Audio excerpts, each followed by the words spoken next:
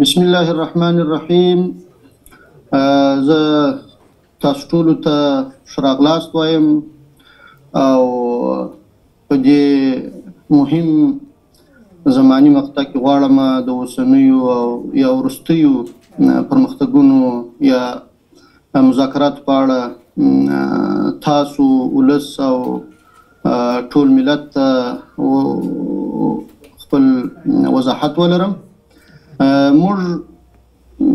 د افغانستان اسلامي امارت سیاست دا دی چې هیڅ کله نه غواړو د هیڅ کوم هیواد پر ضد برید وکړو، د هیڅ کوم هیواد حریم نقض کو او د هیڅ کومې ډلې ملاتړ وکړو چې هغه په نورو هیوادونو کې امنیت خرابوي یا د هغوی پر ضد باندې فعالیت کوي. دا زموږ سیاست دی او دا زموږ ډیره پخوانۍ پالیسي ده. نو په وروستیو کې د پاکستاني جهات لخوا د افغانستان حریم نقض او د افغانستان پر حریم باندې تجاوز وسو چې د هغه تجاوز په جواب کې موږ دوی ته غاښ ماتونکی عکس العمل وشو. نو هغه پر دې اساس باندې چې موږ هیڅکله هیڅ جهت یا هیڅ هیواد او هیڅ چاته اجازه نه ورکوو چې زموږ خاوره یا زموږ هیواد تهدید کړي، زموږ حریم نقض کړي او یا زموږ امنیت اخلال کړي. د دې په جواب کې شخړې زیاتې شولې، مختلف توپونه، بمبارونه او جنگونه دواړو اړخونو ته وسوه. بالاخره د قطر او ترکیه هیواد په منځګړیتوب چې په دې منځګړیتوب کې موږ او د اماراتو متحده عربي ترمنځ هم په دې اړه خبرې اترې وسولې چې بالاخره توافق پر دې وسو چې په دوحه د قطر هیواد په مرکز دوحه کې به د ترکیه هیواد او قطر په منځګړیتوب باندې د افغانستان اسلامي امارت او پاکستان ترمنځ په دې اړه مذاکرات کیږي او ټولو ستونزو ته به د ډیالوګ او مذاکراتو له لارې رسیدګي کیږي او د هغوی حل به راوځي. بالاخره موږ راغلو قطر ته او دلته د پاکستان لخوا څخه هم د هغوی د دفاع وزیر په مشرۍ باندې هیئت راغلی و. د شپې پرون ماپښین څخه بیا د شپې تر ناوخته تقریبا 12 ساعته یا 14 ساعته په دې اړه د مذاکرات وسول. بالاخره موږ دې نتیجې ته ورسېدلو چې دواړه هیوادونه به د یو بل احترام کوي او یو د بل په حق کې به تجاوز نه کوي، یو د بل په مخالفت او یو د بل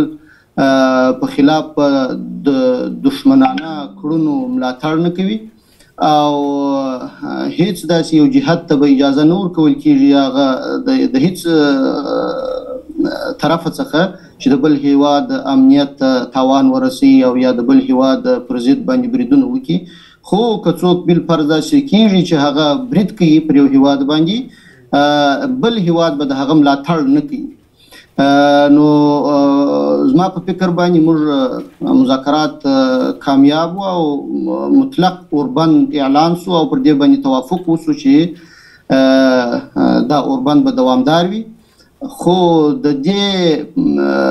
اوربند او د یو بل سره د ښو اړیکو د ساتلو او آینده سیاسي او اقتصادي پرمختګونو لپاره به یو میکانیزم رامنځته کیږي تر څو د قطر او ترکیه هیوادونو تر څار لاندې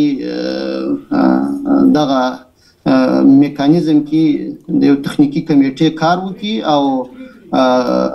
یو د بل سره د دې پر ځای چې دا مشکلات زیات سي دا راکم کو.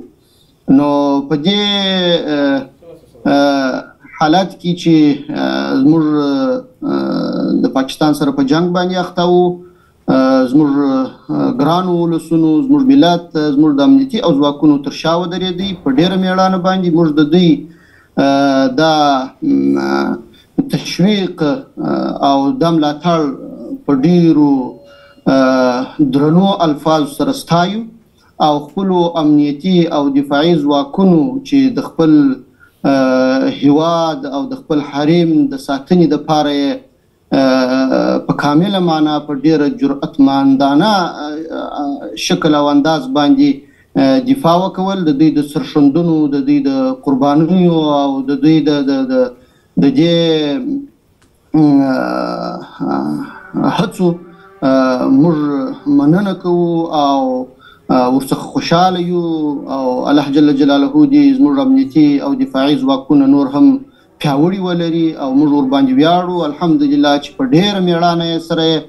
د خپل هیواد څخه په کلکه دفاع وکړله او هر هغه متجاوز چې زموږ پر هغه کې به هم غاښ ماتونکی جواب ورکول کېږي. موږ چې څه ژمنه کوو هغه ته به ژمن پاتې کېږو او څه چې وایو هغه به په عمل کې ثابتوو. دا چې هر جهت خپل پر وعده باندې نه درېږي، کم توافق چې کېږي هغه نقض کېږي او یا عام افغانان یا کورونه بمبارېږي، شهیدانېږي، د هغوی به کاملا موږ دفاع کوو او د تجاوز په صورت کې به موږ خپل د دفاع حق محفوظ ګڼو او خپل د هیواد او خپل د وګړو څخه په کلکه دفاع کوو. اوس هم که چیرې پاکستانیان دغه توافقنامې ته ژمن نه پاتې کېږي نو موږ به په ښه مېړانه باندې د خپلې خاورې او د خپلو خلکو څخه دفاع کوو او هیڅ راز سستي او کهالي به په دې کې نه کوو. او کم کسان چې باید یادونه وکړم چې په دغو بریدونو کې شهیدان شوي دي، دعا کوو چې الله جل جلاله د دوی شهادتونه قبول کړي، الله پاک دې زخمیانو ته عاجله شفا ورکړي، الله جل جلاله دې افغانان د ناخوالو او مشکلاتو څخه وساتي. موږ همیشه دا ویلي دي چې موږ هیڅکله د جنګ غوښتونکي نه یو او نه د چا سره جنګ کوو او نه یې غواړو، خو که څوک ژمنې نه عملي کوي، که څوک تجاوزات کوي، بیا موږ هیڅکله هم چوپ نسو پاتې کېدلی او هر چاته به غاښ ماتونکی جواب ورکوو او دا موږ ثابته کړې ده. لومړی باید ووایم چې افغانستان یو مستقل آزاد خپلواک هیواد دی. د هر هیواد سره اړیکې ساتل هیواد نشي کولای چې د افغانستان خارجه پالیسي سانسور کړي او یا د افغانستان په اړه پیشنهادات ولري چې هغه د افغانستان د ملي منافعو سره په ټکر کې وي. د هند په اړه دلته هیڅ یادونه نه ده سوې. موږ د هند سره په متقابل احترام ولاړې پیاوړې اړیکې غواړو. هند په سیمه کې یو لوی او پیاوړی هیواد دی. همداراز موږ د پاکستان سره هم ښه او دوستانه اړیکې غواړو او د هیڅ چا سره د دښمنۍ طرفدار نه یو. خو یو هغه یادونه باید وکړو چې نه موږ د هند سره کوم داسې تعلقات ساتلي او نه ضرورت لرو چې ویې ساتو چې هغه د پاکستان په ضد تمامیږي او نه د پاکستان سره هیڅکله هم داسې تعلقات موږ ساتلي او داسې اړیکې ساتلي دي چې هغه د هند په ضرر باندې تمام سي. افغانستان د خپلو منافعو په چوکاټ کې خپلو منافعو ته په کتو د هر هیواد سره مستقلانه اړیکې غواړي او هیڅ سوال نشي پیدا کېدلی چې څوک دا موضوع مطرح کړي او نه موږ چاته دا جرأت ورکوو چې هغه د افغانستان په حق کې داسې څرګندونې وکړي او یا دا موضوع د مذاکراتو یا پر بل میز باندې یاده کړي. زه فکر کوم انشاءالله چې هیڅوک زموږ په مخ کې د داسې خبرې د یادولو جرأت نشي کولای. او بله خبره دا ده چې په مذاکراتو کې مهم ټکي چې هغه دا وه چې باید اوربند وشي، یو د بل احترام وشي او پر ځای د دې چې جنگ، جګړې، بمبارونه، توپونه یو د بل سره وویلو، د ډیالوګ او خبرو اترو د لارې باید ستونزو ته رسیدګي وکړو. او په پاکستان کې کېږي موږ د هغوی ملاتړ پاکستان ورته تروریستان وایي، دا چې پاکستان ورته خوارج وایي، دا چې پاکستان ورته شریر عناصر وایي، هر څه چې ورته وایي هغه د دوی خپله اصطلاح ده. موږ هیڅکله هم د چا نه ملاتړ کړی او نه یې کوو. دا زموږ پالیسي ده او دا موږ ټولو ته ویلي دي او دا به بیا هم وایو او پر دې پالیسي باندې موږ ولاړ یو. قطر هیواد دلته د بورډر اصطلاح استعمال کړې ده، دا زموږ په توافق نه ده او نه موږ پر دې باندې موافقه کړې ده او نه په دې اړه زموږ د دوی تر مابین په توافقنامه کې کوم څه وجود لري. ډیورنډ لاین او یا ډیورنډ کرښه چې ده دا د افغانانو دریځ دی او هیڅکله به هم دې ته بارډر نه ویل کیږي او نه په دې اړه موږ د دې سره کوم توافق کړی دی او نه دا د کوم حکومت کار دی دا د ملتونو مسله ده چې دا به ملت بیا په دې اړه فیصله کوي او بل هلته به پر دې میکانیزم باندې بحث کیږي چې دغه توافق چې اوس موږ کړی دی کوم جهت د دې څخه سرغړونه کوي او کوي باید هغه د کوم عواقب سره مخامخ شي نو دا به بیا هلته پر دې باندې بحث کیږي زموږ د خوا به هم تخنیکی کمیټه هلته ځي د دوی د خوا به هم راځي او پر دې باندې به بحث کیږي یو مشترک میکانیزم به رامنځته کیږي ترڅو آینده افغانستان او پاکستان یو د بل سره د جنگ او یو د بل سره د دشمنانه په مقابل کې د دشمنانه کړونو څخه دغه حالت څخه راوځي او د تجارت او یو د بل سره د شو او د څنګه چې د گاونډیتوب حق دی